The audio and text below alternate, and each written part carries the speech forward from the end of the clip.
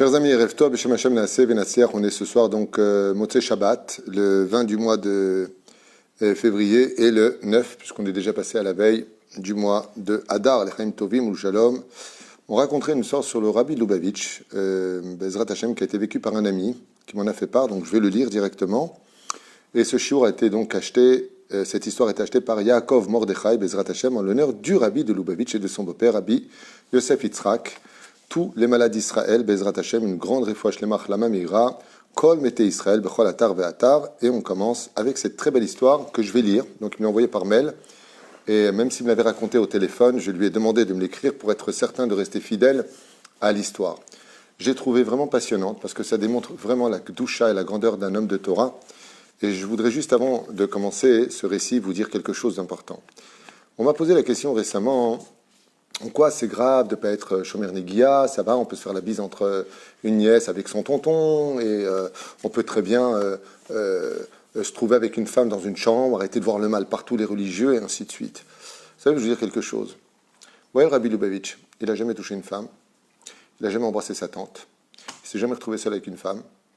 Ce qui fait que, comme pour Baba Saleh, comme pour les grands de la Torah, quand on a besoin d'eux, alors on est rempli d'estime, de joie, de reconnaissance, d'honneur pour eux.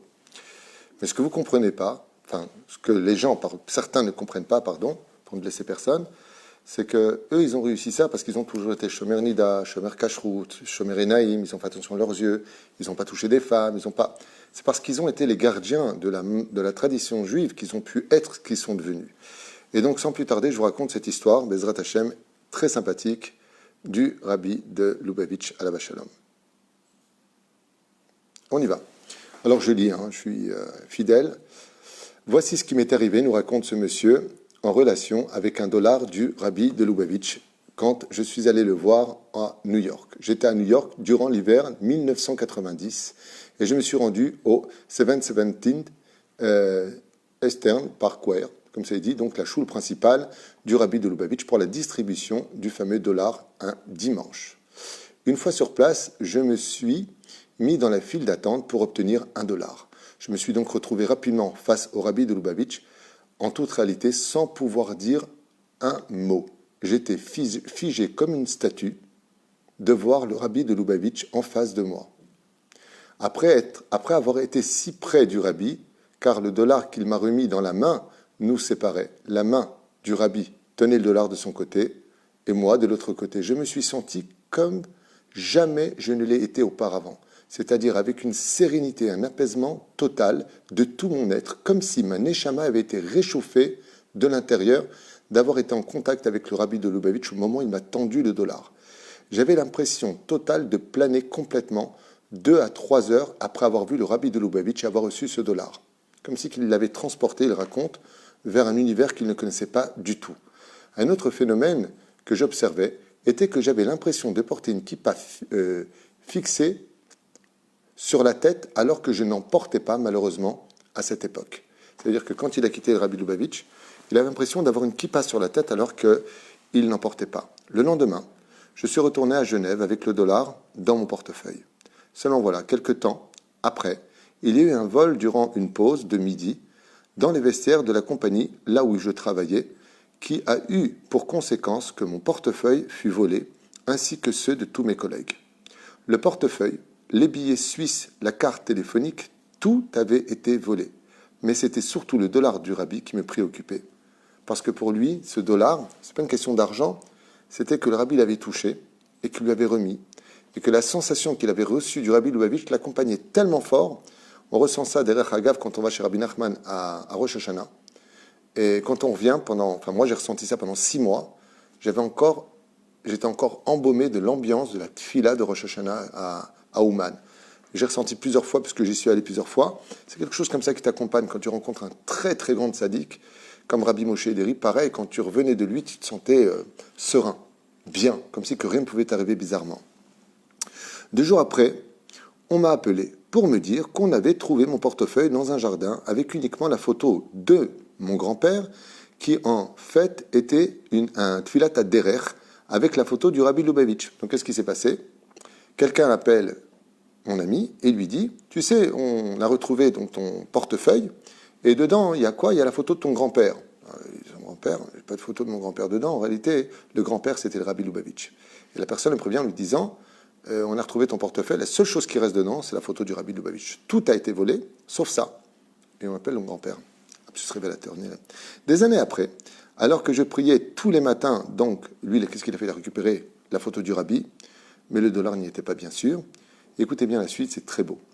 Des années après, alors que je priais tous les matins dans une bête à Knesset Ashkenaz, tristement qu'à partir du décès de mon père, quand son père est décédé, donc il a dû faire le Kaddish, il est parti enfin prier dans la synagogue, il y avait là-bas un monsieur simple et effacé d'un certain âge qui venait tous les matins à la choule. Nous étions en hiver et un matin, j'apercevais ce monsieur était en train d'attendre le bus. Je me suis donc arrêté pour l'emmener à son hôtel, donc en voiture, et il m'expliqua qu'il était de New York et qu'il venait avec son épouse tous les ans à Genève pour un traitement de peau. Donc il fait enfin connaissance avec une personne d'un certain âge qui vient à Genève avec son épouse pour un traitement de peau. L'année suivante, il était revenu et je l'ai emmené en voiture.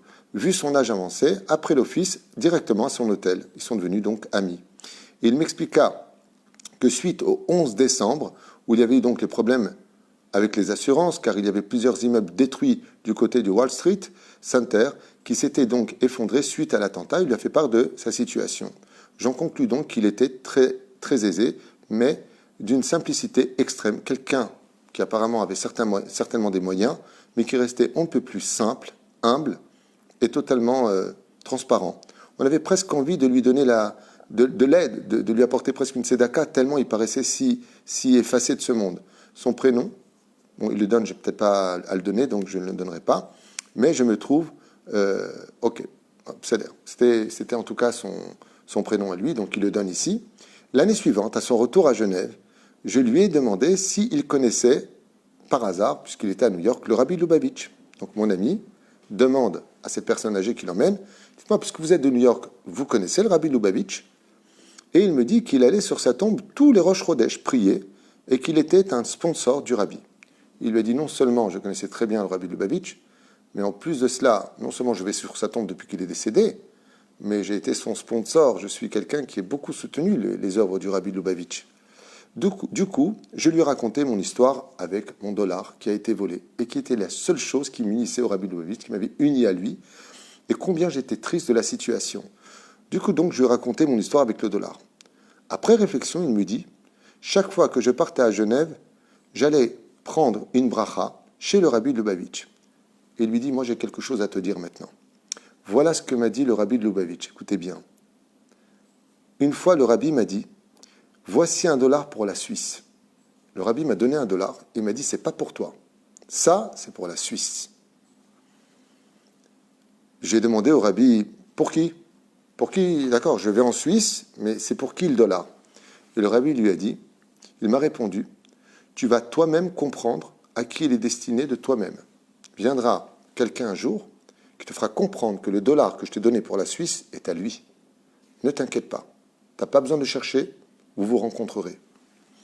Dans la foulée, il sort ce dollar de sa poche et me le remet entre mes mains, après m'avoir dit que ça fait plus de 15 années que son épouse et lui venaient en Suisse et qu'à chaque fois il remenait ce dollar dans sa poche, ne trouvant jamais à qui il appartenait. Il me dit enfin, maintenant j'ai compris à qui était destiné ce dollar et il me le remit dans les mains. J'ai sangloté d'émotion tellement j'étais ému que le Rabbi ait pensé à moi alors que toutes ces années étaient passées, que lui avait quitté ce monde, entre guillemets, alors que je ne suis qu'un juif pachout.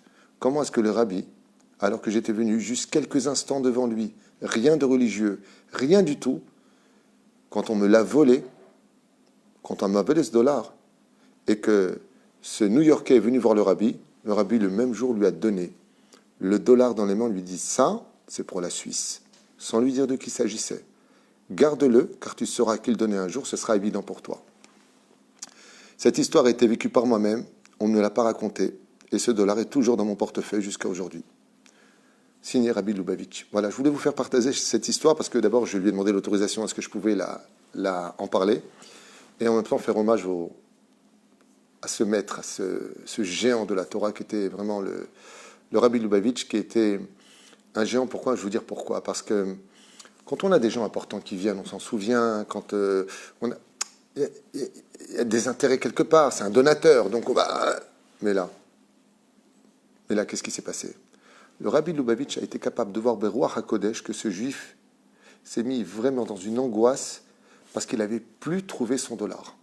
Le même jour, Mina Shamaim, lui, vient le voir, ce New-Yorkais, il lui donne $1 en lui disant « Toi, tu vas en Suisse pour tes problèmes de peau depuis 15 ans. Oui, tu vas en Suisse, oui, tu donneras ça. » Il dit « À qui ?» Il lui dit « T'inquiète pas.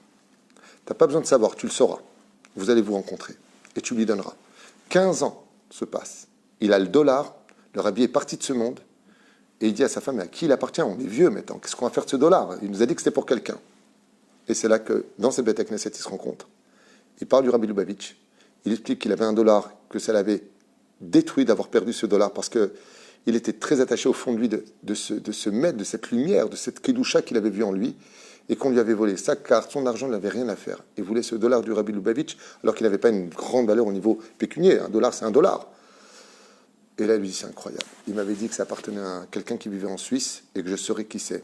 Il m'avait dit de te le donner. Kachayama, c'est 15 ans plus tard. Niske Bezrat Hashem, que le mérite du Rabbi Lubavitch vous protège tous autant qu'on est, qu'il fasse sonner le son de la Géoula, Bezrat Hashem. Et ce shiur d'ailleurs était dédié pour le Rabbi Lubavitch et aussi en l'honneur de son beau-père, Rabbi Yosef Yitzhak, Zchutam Yagem al Kol Am Yisrael Chaim Tovim Shalom.